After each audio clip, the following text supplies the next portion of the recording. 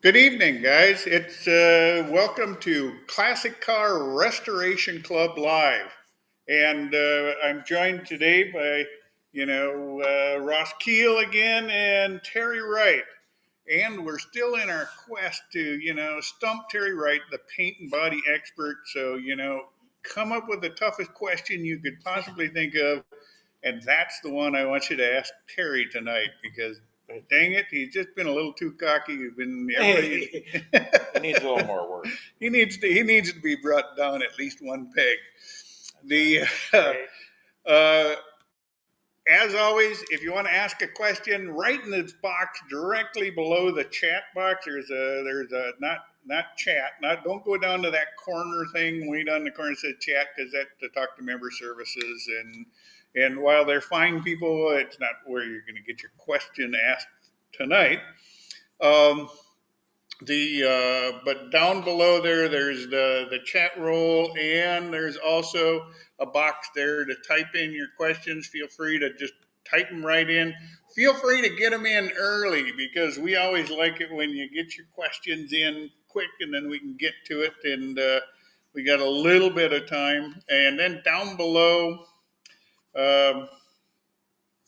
there's they're giving away they're doing a gas giveaway tonight. You might want to check that out. Go down below the chat button further down, and you can enter to win $100 gas card. So at the current price of gas, I can enter.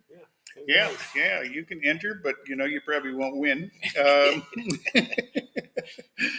But the rest of these guys will, and no, I don't know if you're allowed to enter. Okay. I'll be honest. If you did win, we probably wouldn't. We'd probably throw it out and say, "Nah, you better not have this." But everybody else, go ahead, enter. It's $100. What the heck? Chance to get a gas card. Anyways, it's been wet and cold again, and even I know some of our guys, friends in the southern U.S. already have their cars out, and they're probably out enjoying them in nice warm weather. I don't like them right now. I don't like And maybe if we had friends in San Diego or something like that, they're like, hey, we always enjoy our cars year round. Yeah. But then here, it's been snowing. It's the year that nice again. It'll never, April showers. Nope, we're getting snows up here. So hopefully we'll soon be thinking about, getting our cars back out on the road. We might hit mid-60s. Yeah, one day. But it might rain. Yeah, there we go. Anyways, let's get started, guys. Robert Eastley writes, can you give me any information on the 1939 Hillman Minx Roadster convertible? And I'm going to start right out, Robert. There's not a lot of the Hillman Minxes on this side of the pond. Again, it's a British car, beautiful, neat little cars. They came in sedans and roadsters and everything else, but he's got a nice roadster. His has it doesn't. Its doors are not suicide style like most of the ones that you see. Oh, you're looking for information on that? I can tell you, when cars didn't have suicide doors back in that era, a lot of times it had to do it if like a model like most of the Hillman Minxes of like 1938, 39, those had suicide doors, except for some of the export cars. If the country they were exporting it to had regulations against the suicide door, then in a lot of cases those would go to they would have the more traditional style doors. And don't hold me to that, but that's from what I was told at one point was the difference why some cars that are suicide door cars ended up without suicide doors in other countries, and it has to do with wherever it was going, what their regulations. Even I think today, when some European cars are brought into the United States, they have to have different or certain equipment that isn't normally available back in the countries that they're manufactured in. I think even like some of the Lamborghinis, they had like big wings on them that weren't available in Italy, but it was there because it actually slowed the car down a little bit. And so there's things like that, lighting and some of those things that can change. But to me, if I recall correctly, Robert, that the suicide door thing was an export deal. And I don't think the U.S. had regulations against it. No, actually, yeah, not that I'm aware of. Like even the back doors on Lincolns and a lot of cars into the Lincolns into the '60s and even early '70s, the Thunderbirds and stuff had suicide rear doors on some of the four doors. But I'm not aware of My '68. there ever have being a U.S. regulation against them, but I know some other countries did have regulations against them. Let's see, his has, it is unique that it doesn't have suicide doors and it has a dicky seat.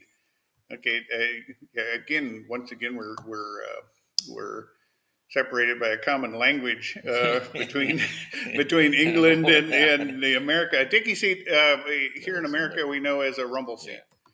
Otherwise, the mother-in-law's seat, or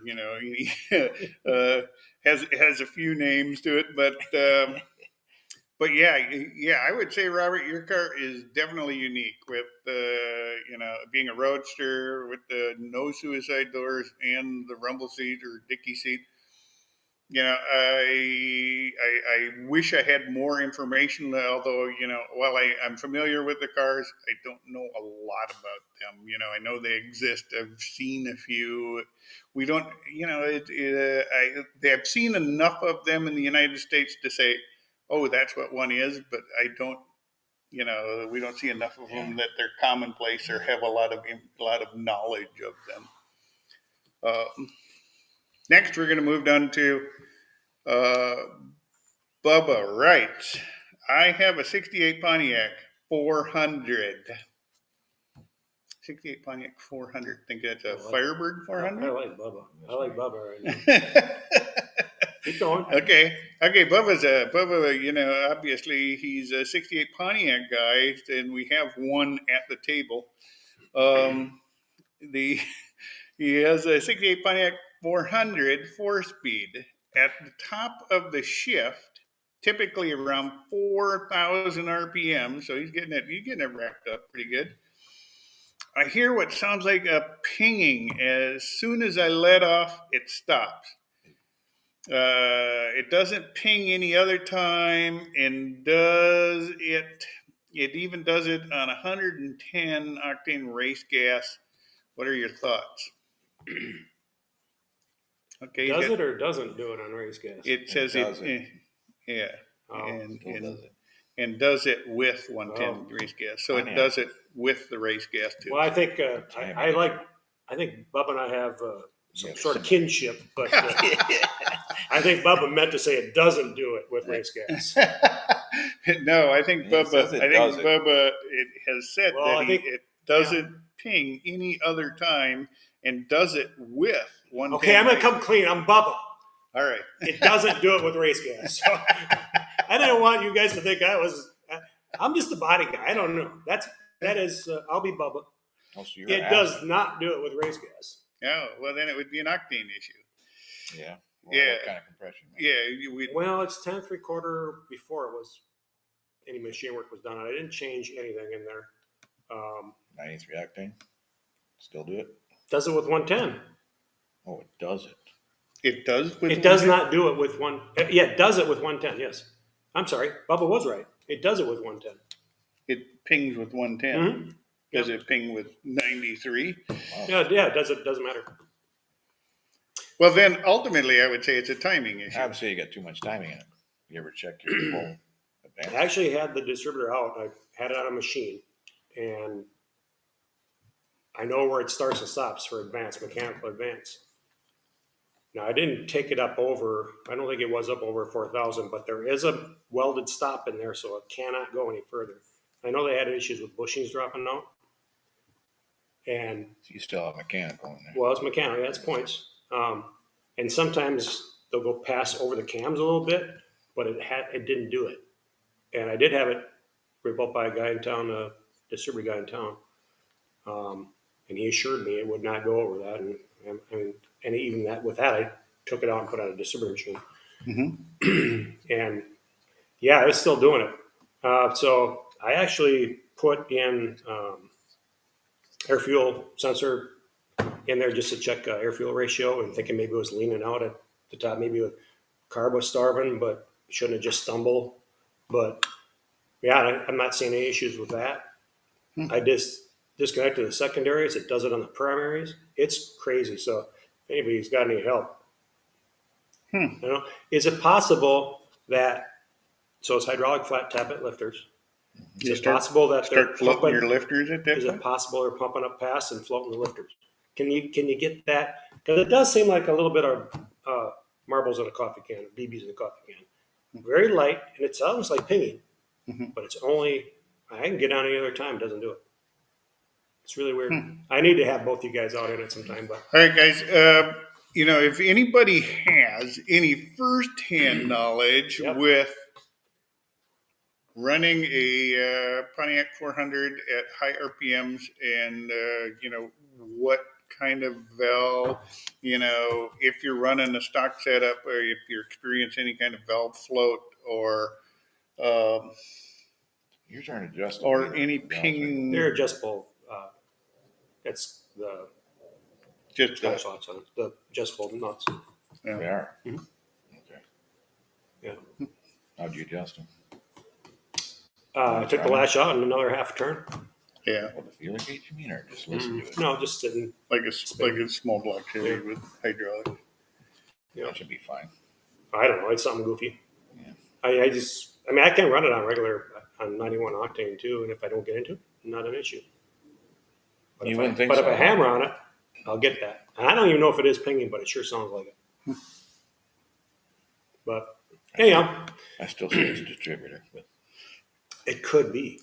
I Easy, really ought to- easy enough to try if you had another distributor. I don't have another one. Well, actually, I have a dual point sitting in my toolbox, but I'm not going to put that in. Why? it's not stock. Well, I could test it, but I'd rather have one that does that. I know it works and throw it in just to try it. You have one laying around here? Pontiac? No. No. You're the Pontiac guy. Sorry. Well, WAP does. All right. Yeah, he does. Moving forward, guys. Sorry. We got it. Thanks, Bubba. Yeah, thanks, Bubba. All right. I have, the truck is a 1.5 ton Chevrolet 42 barn find original condition from what I can tell. Okay. This question. Hey, Wandering Willie, apparently we're missing the front half of your question. Feel free to put it down here. Ask the front part of your question. Maybe maybe it was added to one of the earlier chat roles on one of the other videos. But yeah, feel free to give us the front part of your question. We'll gladly answer it. And we can always quick. Can we quick? Oh, how am we gonna mess this up real quick? Yeah, you know how this goes. We're gonna click over, check the other chat rule from the March one. Sometimes people ask questions in the previous month, and then when we get to it, then it's oh, there's the what he was talking about. But sometimes they're closed down. We'll take a quick look here, just make sure. Oh, no, it didn't come in. Yeah, weird. Okay, no. Oh, there it is. Yeah. There it is. Here it is. Okay, Wandering Willie, we got your question up.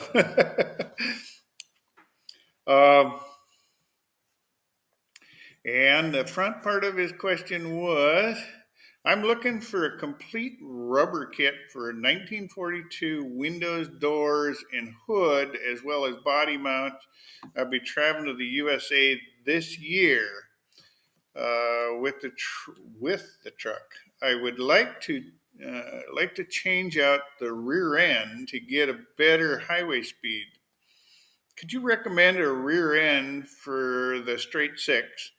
Thank you for any help finishing this project up. And his truck is a 1942 Chevrolet 1.5 ton. A lot of bolts.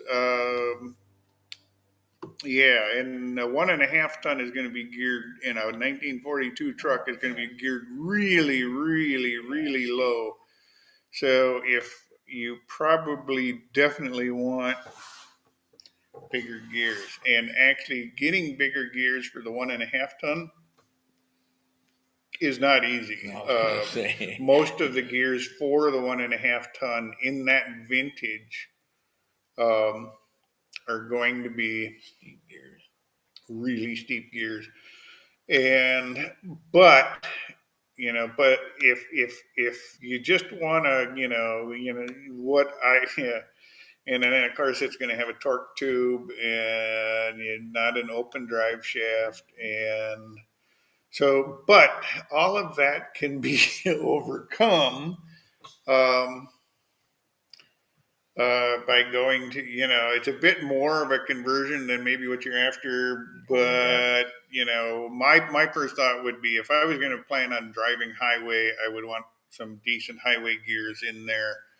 Um, I would want to get down to 350 or higher, 350, 325, 300, something, especially, where I could get in and cruise down the highway and enjoy my vehicle without, blowing up the engine.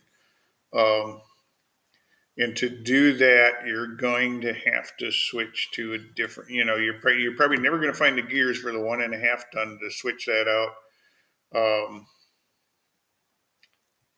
And there are some gears that are available, but for where you can swap out the whole swap out the whole gear set with like an early 70s set, but still even those tend to be like 390 gears and stuff like that. So you're still running really a lot of RPMs into it.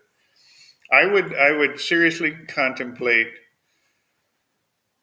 I hate to recommend it, but yeah, swapping out the rear end. You keep all your old parts so you can, and so you can always return the truck back to where it is. But swapping out the rear axle, and I would, even if you can get rid of the torque tube and all of that. And there is an adapter. There are kits available to seal up the back of your transmission so it'll take a regular drive shaft and then have a drive shaft made to fit that with a slip yoke and the whole 9 yards. Sorry, I don't have a lot of detail for you offhand, but that's the way I would approach it. Although I might even take it a step further and swap to a more modern transmission, and then then I can just get an adapter plate or whatever I need on the back of my engine and change out the whole back end of my drivetrain. I know that we are Classic Car Restoration Club. We are purists. But in order to get a 1.5 ton truck to go down the highway is not an easy challenge from my experience, because the gear sets aren't available. For some of the 1/2 ton stuff, they do have higher gears. But as soon as you start going 3/4 ton and the 1 ton and 1.5 ton, the gear sets are just not available to get those to a decent highway speed. If somebody has other information, feel free to pipe in, add it down. If you've got like if you know of a gear set that can drop right in, or a rear axle setup that'll drop right in and get Willie back on the road going at a decent speed, feel free to give us some information. But that my approach would be I would save all the parts. I would make the modifications so I could reverse it. I could easily go back and put in the old rear axle and the old training setup. So I would maintain that restorability of the car, but I would try to update some of that stuff so I could at least drive. I would take it, that's gotta be a manual. Yeah, yeah, oh yeah, definitely. Never even had anything. Yeah, Besides that. it probably maybe yeah, and probably not even a 4-speed, probably a 3-speed, and if it was a 4-speed, it's going to have like a granny gear, so it'll like pull stumps and do stuff like that. Really good. Okay, guys, go ahead. If we've got some questions here that have come in through email. If you got any questions, feel free to ask them. We're here to answer it. I want somebody to step up and stump Terry yet tonight.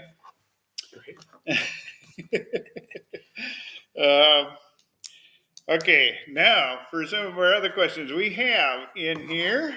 Let's see. Hopefully, I didn't grab the old stack here.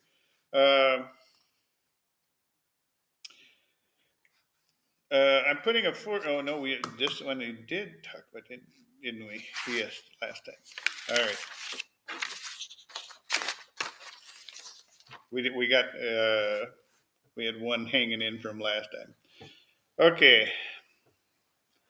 The question is,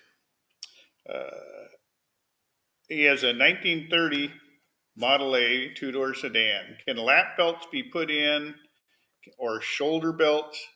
Can I put in a crossbar on the dash or passenger side for someone to hold on to? Thank you. Well, I don't see why not. Yeah, I'm sure anything can be done. It'd be added to it. Yeah, well, yeah, it's a little harder for the shoulder belts because there's not a lot of, on a modern car, there's a lot of structure that's built in to hold them. And it wasn't until, a lot of lap belts a lot of shoulder belts weren't used until they started incorporating them into the seats in some cars, especially like hardtops and convertibles.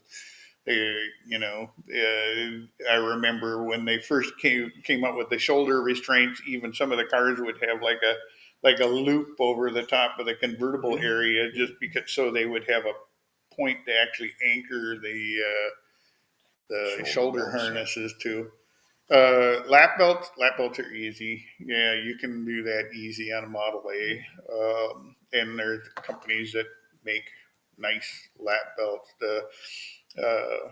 You really, on a Model A, you want to make sure that you would have really good structure if you are going to try to do a shoulder harness, because there's no sense in having it there if it's not going to do you any good, or if it's just going to rip right out, because there's not a lot of structure in those cars. But as far as crossbar for somebody to hang on to, I would imagine you can do anything if you want. I'm not sure the need for it, but in the event of an accident, I suppose it would be, your passenger would be happy to have something in. But that would be a pretty severe accident, I would get. They have been side by side. Little grab rail, little handlebars, little something to hang on to, so when you're about to fall over, you don't. Yeah. Let's see. I'm trying to. Another fellow writes, I'm trying to figure out the best way to go as far as finding colored LED headlights for my 67 old F85. Any suggestions thanks for your time. I don't think DOT would, they do have blue ones. Well, not blue, but they have those halo light kind of thing, but those aren't meant for like road driving. Mostly those are, car show kind of thing. I'm not aware that you can. I'm not personally aware if you can have any color other than white or amber up front. That's it. And I think there's a lot of DOT, Department of Transportation regulations as far as what colors of lights you can have on the front of the car. They don't want you, with red and blue lights and stuff like that, can confuse with safety vehicles or police or firemen or whatever. So, There's all kinds of aftermarket stuff. but as far as that adjustable or the LED rings or halo lights, They're those, most of those are designed for, the car shows and stuff, and you'll see a lot of those on Challengers. Mhm. Challengers. and some cars, well, where they kind of show off. They kind of do a lot of stuff with LED lights, and some of that technology has gotten really kind of cool, where they make thin little ribbons of LEDs that you can accent your engine compartment or whatever with. But for the most part, I'm not aware of any headlights that.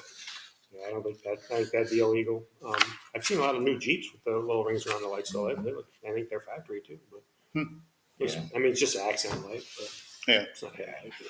Yeah, and I think when the headlights are on, they're not. That could be. They could turn be their off. Yeah. turn The LEDs, off. you can get a bunch of different colors. Oh, sure. Yeah, you just go aftermarket. Even for my Chevelle, I could do it. But We learned the hard way at it.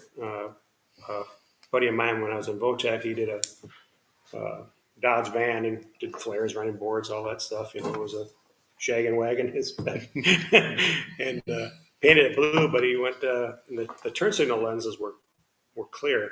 He went and got some blue film or cellophane and put it in behind the. they didn't like that. Yeah, well, so it blinked blue. He got even back then in the early '80s. He got in trouble for it. Yeah, so I think it's pretty much just clear yellow in the front. Yeah. Quick navigating back. I think I got off of our actual feed here. We got one other question here. We've got on several shows they are grinding welds. They use a 3-inch grinder wheel. They say and wheel that I think they said was 3/8 of an inch thick. Do you have any idea who makes that kind of wheel and where to get them? And that would, we've got a lot of videos here where Craig Hopkins uses, and he calls it the Rock, and it's just a 3/8 thick cutoff wheel, and you can buy them at like most welding supply stores. I have seen them at like Northern Tool and in places like that, and it's basically a 3-inch cutoff wheel. You talking That's fiber or thicker. stone? No, it's a stone. It's actually a stone, and I know a lot of guys, like when they're pulling spot welds, they like, if they're going to cut a panel, they use that to grind down the spot weld areas, because they grind the steel down and then it turns blue around the spot weld, and they can, easily find the welds and then use a panel splitter to knock them free. But, it's I don't know. You'll find them at most like welding supply stores, and then like industrial supply stores also carry them. There's 16th inch, 3/16 or 3/30, 3/16 3M discs, cutoff discs that are typically used in collision shops. I don't normally see a 3/8 thick, but a 3/16 works really good for cutting. For grinding on spot Fiber, welds. you mean? Well, no, they're Stone. they're some sort of rock material. Yeah, yep. So that's used. That's now there's what's taking place of those for spot welds are file belts. You can get it really close on those Right. little. They work Small. fantastic for cutting through spot welds. Okay, Joel Cunningham writes, how hard is it to change the heater core in a 2007 Impala 3.5. And Ross, I believe you owned some 2007 Impalas. A white one once we picked up somewhere. How hard is it to change the heater core? Maybe I like dig into it. I mean, Yeah, offhand, in '07, I haven't changed the heater core on anything that new. I have, yeah, it's like heater fans I have, but not a heater core yet. The I know that for the most part, there was a time when, you had to pretty much disassemble your whole dash to get at a lot of that stuff. I'm not sure.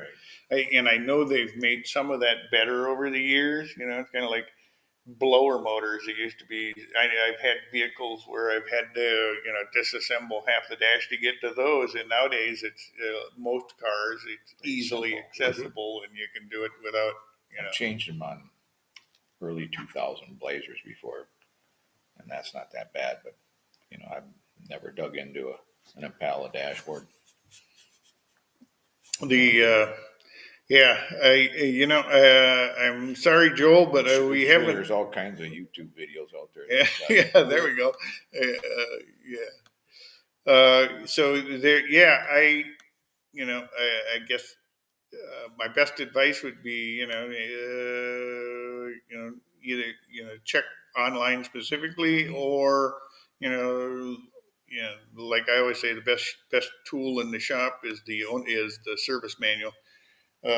Because Yeah. the factory service manual will tell you things that like no other manual will ever tell you. I've got like True. um, About used, $20. yeah, and even and nowadays it's like it's so easy to find factory service manuals that are on CD and stuff, and it becomes easily searchable, and you can find the area you want and print out a few pages and take them out to the garage and destroy them, and then you still got your perfectly good CD that. Even Google it though. I mean, they'll be able to show you how to do it. Yeah. Mark, I just want to say that this this computer arrangement is very frustrating. I love the program, but almost impossible to interact. Would love to talk to you in person. How? Um, yeah, I'm accessible. There are ways to ask me questions outside of the Q&A. I get questions all the time.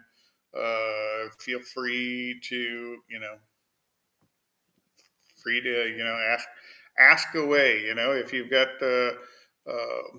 I know online gets a little more difficult, but you can go down like the chat in the member services question. If you ask questions there, they'll forward them to me via email.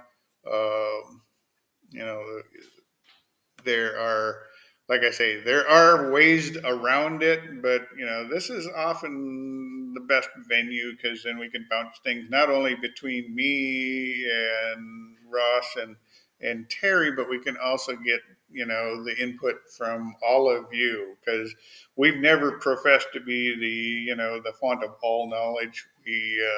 We have our life's experiences, but we always run into where I'm always surprised what new I can learn each time. So, yeah, I suggest Gerald, kind of, try it both ways.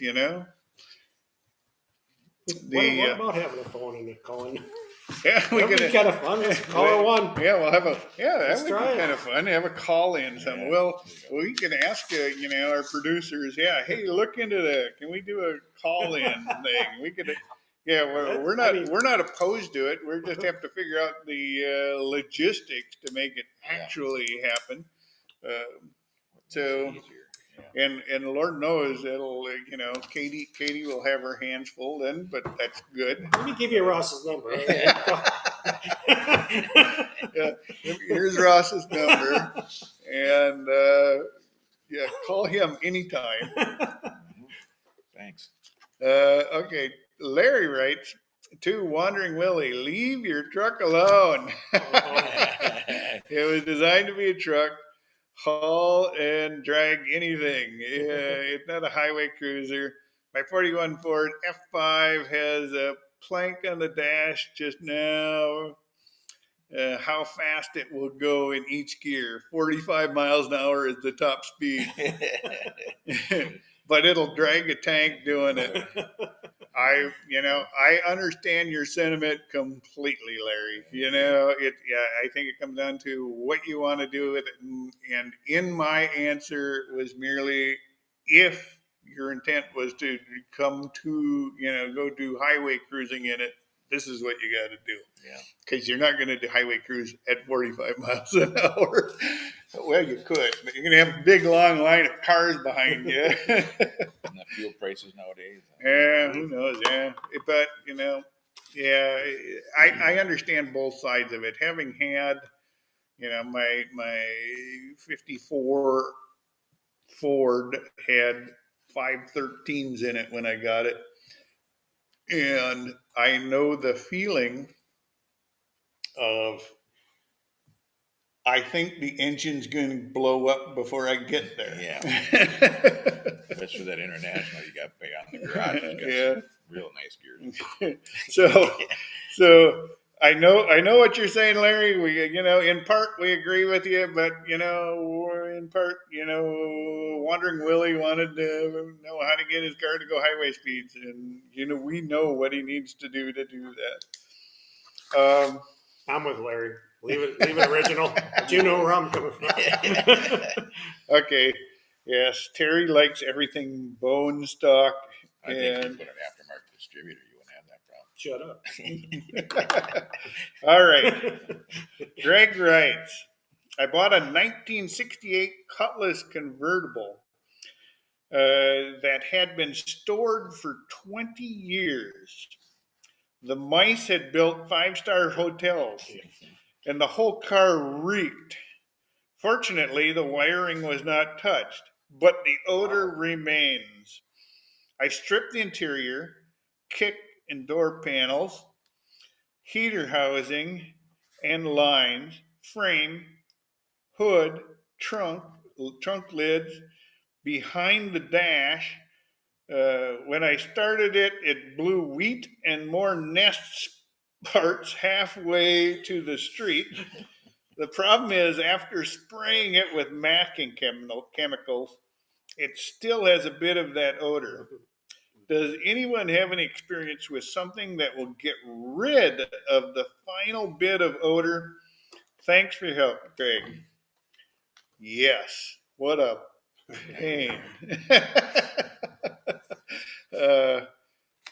I feel your pain. There's like for your most old cars, especially when you get back to the 30s, and not even 68, but the cars of the 30s have like their own kind of funk smell to it because they used a lot of natural fibers. They used shredded wood and cottons and a lot of natural fibers into it. And over 90 years of getting exposed to all kinds of things, plus age and moisture and everything else in it today, it's sort of like they have what I call the old car funk to them, where it's just like it has an odor all to itself. And the same can be true. I've had the same issue with cars that have become 5-star hotels for mice. And I've had some of my own cars that I had stored come out in the spring and found out that it too is now a 5-star hotel for mice. And the only thing I found that gets rid of it is to get rid of everything that, in time, yes, leave it aired out and leave it out in the sun and, UV and air and everything will eventually, get rid of that smell, providing there's no new source for it. But the best way to just get rid of it forever is to just get rid of everything or to seal up everything that could hold that smell. And things like, that jute padding under your carpet is notorious for it, or up in the headliner, there can be padding, between the headliner and the roof skin. There were like, a lot of times there was like almost like a cardboard that was like a waffle cardboard that was tarred to the ceiling that was used for insulation. It was sound deadening. But all that stuff just holds that smell. And if you can't if there's some things you can't get rid of it, try, to me, the best thing is to paint over it or seal it up. Do something that just so the smell can't get back in. Same with, all your heater hose there, heater ductwork and all that stuff. The best way is to clean, thoroughly clean and take that stuff down and, replace any soft anything. Mm-hmm. And that's the only way I've found it. Have you guys run into it? I know. No, anything that's going to absorb that scent is going to hold on to it. Yeah. And to try to mask it, or get There- it out, it's tough. Yeah. And You have to scrub the metal down when you get it all out anyway. Yeah, almost blasted. yeah. And, I've had cars that have had, bad stank before. And the only way I've found to ever, is to just gut it and kind of get as much of that, get anything soft out of it, and then start sealing and cleaning or sealing or replacing anything else. Then eventually everything should be fine. But yeah, I'm sorry, it's not an easy process, but it is what it is. Mm-hmm. Bob writes, let's see, First John writes, it's been a bucket list item. Always enjoyed working on my cars. I'm looking to start my first restoration. Any advice? Thanks. All right. First restoration. How old are you? Yeah. No. How much time do you have? The my first advice for initial first restoration is, it can be on some car. Don't make sure you can get parts for your car before you ever buy the car. Some cars are more,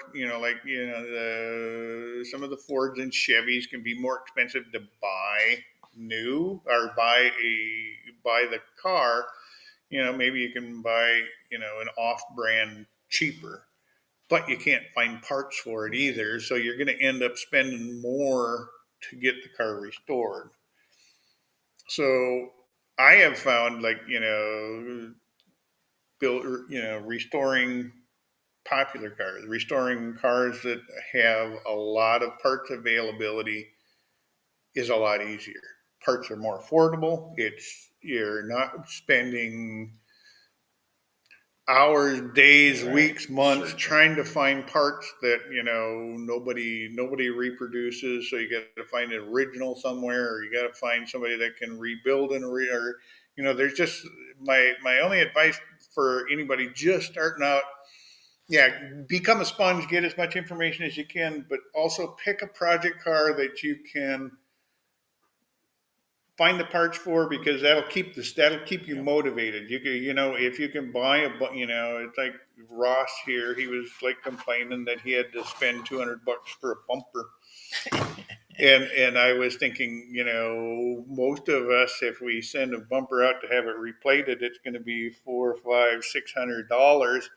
Yet, because his Chevelle, they reproduced the parts, he can say, yeah, $200 is too much for a bumper. That's the advantage of having a car that is popular, that is common, that they reproduce a lot of parts for, and there's a lot of parts out there, and a lot of them manufactured, whether it be a Model A or whether it be a Chevelle or a Camaro or a Firebird or a Mustang. Those kind of cars are real. There's a lot of aftermarket parts made for them. Try 5 Chevys. There's a ton of parts for those. So that's my biggest bit of advice. And then start with realistic expectations and know what your own skills are. Yeah. And don't be old. Yeah, I'm going to throw in my 2 cents. sure. Let's hear it. Now, I'm taking he hasn't decided on a car, but having dealt with bodies and body work, get something clean, as rust free as possible. It's going to save yourself a lot of headaches. It can be dented, that's fine. Rust free. Southern If you're not, unless you want to get into replacing panels, and it's going to take a lot more work. But I would take a rust free car that's dented up that didn't run over a good running car that was full of rust. Yeah. Rust free. And It's I tough. agree. I'll agree with that. You know, Yeah. when I'm looking for a project car, unless I know that I'm going to be building it, you know, if it's going to be a hot rod project or something where I'm going to be, you know, gutting the car, doing something like that to it. For a restoration job, I look for a really rust-free body. It just makes it saves you so much time in the end that you'll be thankful you paid even a few dollars more for it because you're not fighting trying to recreate parts Yeah. of the car Become or a pay fabricator. somebody to Yeah. recreate. Even if parts are available, which there's a lot of replacement parts. I mean, I can buy all sheet metal for a Firebird. I can buy shell, but nothing beats having rust-free original. Yeah. Yeah, and for a first restoration, you want to make it easy on yourself, and don't. You know, for years I used to tell people, don't take your car all the way apart. You know, if it's your first bucket, if it's your first classic car, restore part at a time, or restore parts of it, or say, you know, say, hey, this winter I'm going to rebuild the engine, or this winter I'm going to, you know, take the doors off and just do the doors, or I'm going to do the front fenders, you know, and Don't strip it down. the reason I say that is a lot of guys get into it and then they lose steam. There are more restoration projects out there where the guy started it, they get the car all apart and in boxes, and then they lose steam because then it becomes a monumental project to put the whole car back together again, and they don't ever get to enjoy it. So I for a long time I always insisted, don't take the car completely apart, just restore parts of it, and you know, and find the time to enjoy your car too. You know, you can take your car half done to a car show and have just as much fun as a completely restored car, sometimes more. I've had more fun at car shows with cars that weren't restored than I have with restored cars, because we weren't afraid of it getting scratched or dirty or anything else. And I could pile all the kids in the back of the pickup and, you know, drive them around the fairgrounds, and they could, like, you know, wave to their buddies and everything else. So don't forget to find a way to enjoy the hobby while you're restoring your car. And in doing that, find a way to include your family and friends with that, you know, because if you have their support, anything's possible. That's how I did my Firebird. I did it in stages because I wanted to use it too. So one year I did the interior. Doesn't take long to do that. It wasn't out of service long. And then one year I did the engine and transmission. It was like a month or two that was out, but at least I got to drive it that year. Yeah. And when I did the body, then it was out for 2 summers. But if I did it all at once, I bet you it's 5 to 8 years probably. And then one of the biggest reasons why I did it that way is money. I could afford to do this much at a time. Yeah. You know, it's not cheap. And in the meantime, you could enjoy your car. And I got to drive it. Yeah. And you could take your wife out and go down to the Dairy Queen and get her support, and makes the rest of the project go a lot smoother if, you know, she's seeing some enjoyment out of it too. So there's a lot of ways you can go at it. And I realize some cars, you know, they're not going to be drivable until you blow them all apart and put them back together. In that case, you know, when I was building one of my cars, it was like, I said, I still need a way to go to car shows and enjoy the hobby and stuff. And we just bought an old beater pickup that, we had a blast in. And I drove that to the car shows. I also used it to go haul parts and the stuff for the car while we were building it. And then, when the time came, the car was finally all together. We could take that to shows. And then, we could do whatever we want. You could sell the pickup, you could restore the pickup, we moved it along and had our fun. So, like I say, find a way to enjoy the hobby and don't forget to include your family. That helps, doesn't it? Mm-hmm. Okay. Uh-oh. A can of, Bob writes, a can of coffee will absorb a lot of the mouse odor. And I think, there's some things like that, that can absorb some of the smells. But You gotta locate them. yeah. Let's see. A gentleman by the name of Wop says, love the show. Let's see. PAAC here. Have a Pure Gold 78 TA question. Exhaust, short or long header? What's the difference in power? Is it better for clearance? Thanks. What's the difference in power, and is it better for clearance? Well, clearance depends on the header manufacturer. The short headers give you better torque, and long headers give you better horsepower. Torque is what you feel; that's what gets you off the line, and horsepower is what you brag about. So is one better than the other? Yeah, the diehard racers are gonna, they want it all at the top end, so they want long tube headers. I have mostly short tube headers on things that I've done or For clearance.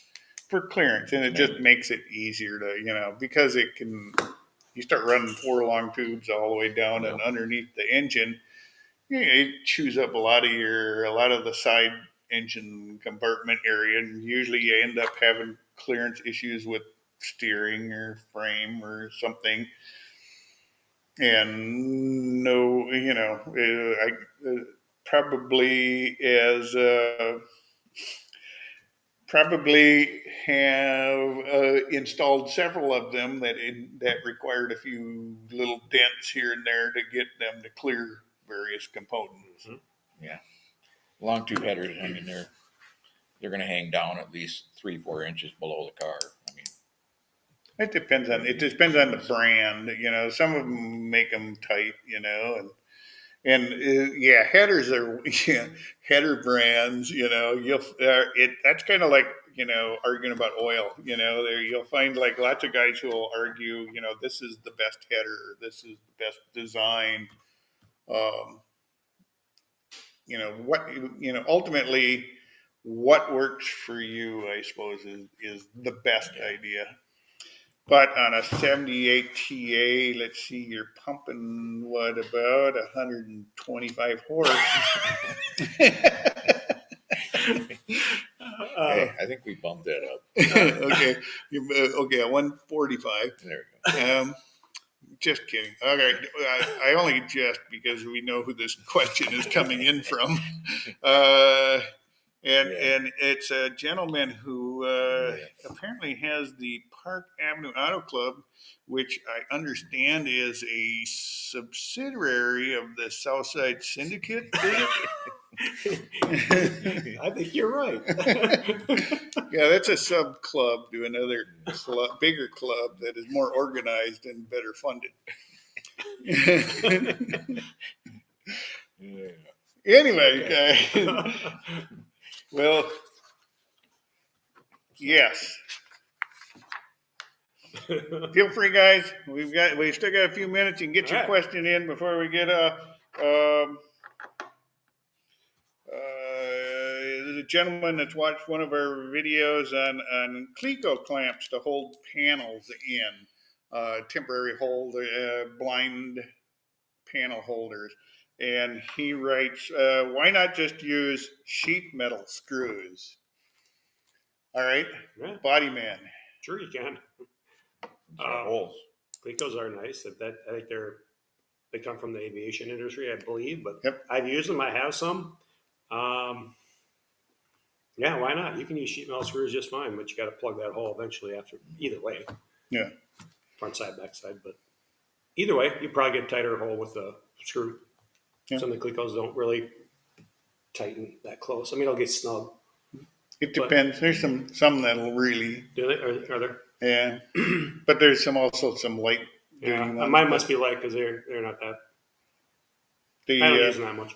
yeah, and yeah, the Cleco clamps. I think we have a video out there on them.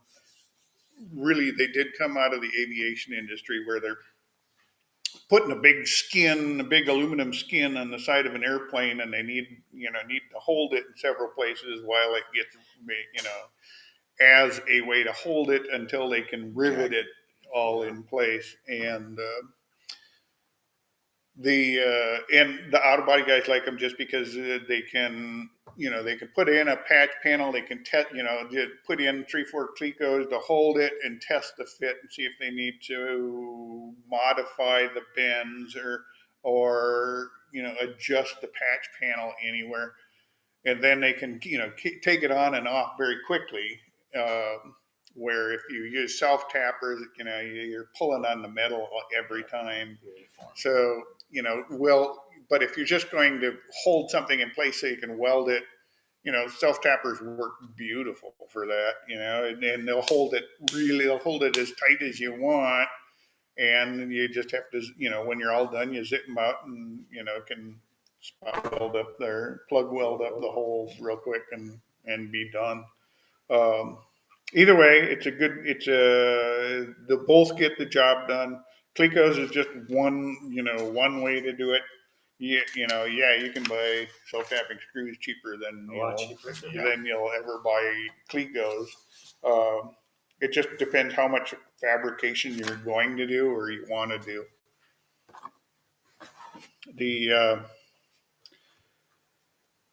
Okay, we have another question. We have would I have to change everything in a 6-cylinder Mustang to put a 289 in it, a mild 289 in it?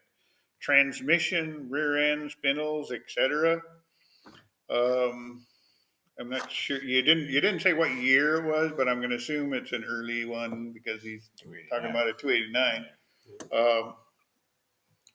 Most of the early 6-cylinder Mustangs had 4-bolt wheels and axles, Right. or front and back axles. So, you probably want to upgrade your rear axle. And in which case you want to upgrade your front hubs, and you probably need. I would guess that you'd want stronger springs. Transmission, I'm not sure. Although a straight 6 is pretty heavy too, but Yeah. but yeah, transmission for you're probably mostly probably back then it would be a C4 or something if it's a late 60s then. Yeah. Yeah. So really, if transmission might be fine. Rear end, you probably want to upgrade just to go to 5-bolt. Yeah. And most Mustangs had like 8-inch rear axles in them. With 8-inch is just fine. It's fine Right. for a Mustang. Mustang's not a heavy car, so even putting more performance behind it, 8-inch Ford is a fine rear axle for it.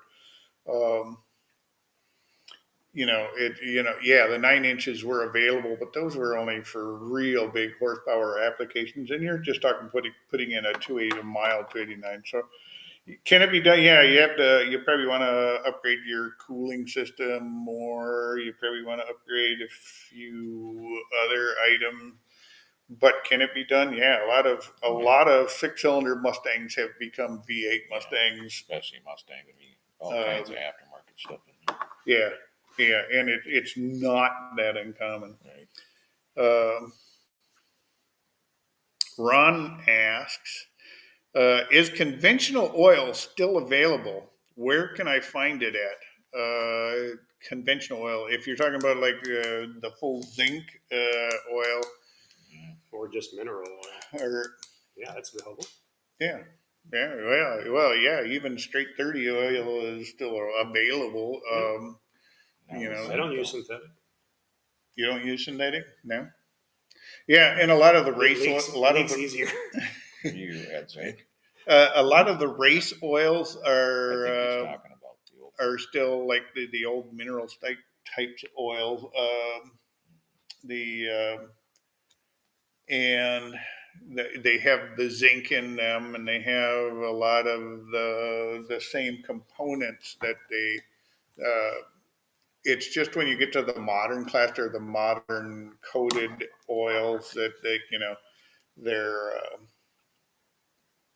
they start taking out all the zinc and they add all the detergents, and most of them are synthetic, and now it's sort of like it surprises me how thin they've got the oil nowadays, because I just bought oil for a truck that and it recommended 0W20, and I was like, It's like water. they made a zero weight oil.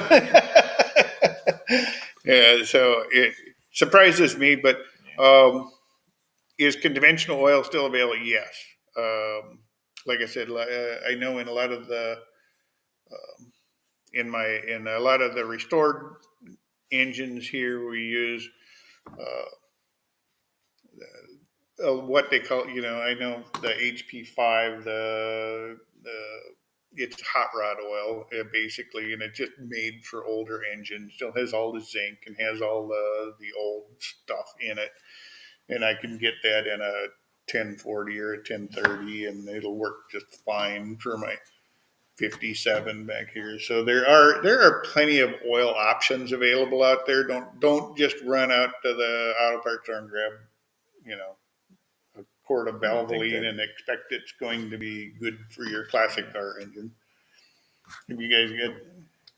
Yeah, I mean, there's all kinds of, Royal Purple even has some real good oils out there too. So as far as having zinc in it for performance, older performance stuff. But yeah.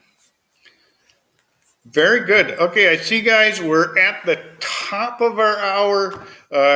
Don't forget, go down here, sign up for the gas giveaway. It's your chance to get $100 Visa gift card for, that'll, and who can't use $100 to pay for gas nowadays? That'll buy you half a tank right there.